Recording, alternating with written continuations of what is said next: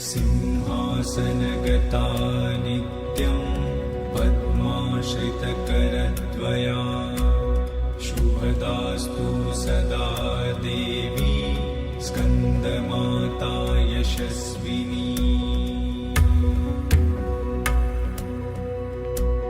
सिंहासनगता नित्यं पद्माश्रितकरद्वया शुभदास्तु सदा देवी ಸ್ಕಂದಮಾತೆ ನವದುರ್ಗೆಯ 5ನೇ ರೂಪ. ನವರಾತ್ರಿಯ 5ನೇ ದಿನದಂದು ಅವಳನ್ನು ಪೂಜಿಸಲಾಗಿದೆ.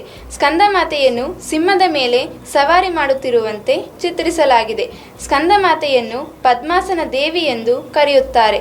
ಅವಳು ಭಕ್ತರಿಗೆ ಮೋಕ್ಷ, ಶಕ್ತಿ, ಸಮೃದ್ಧಿ ಮತ್ತು ಸಂಪತ್ತನ್ನು ನೀಡುತ್ತಾಳೆ.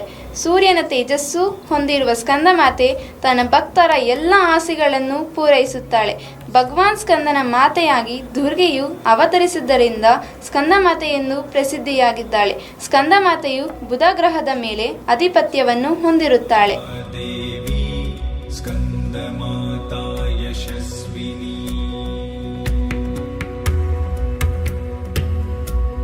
सिंहासनगता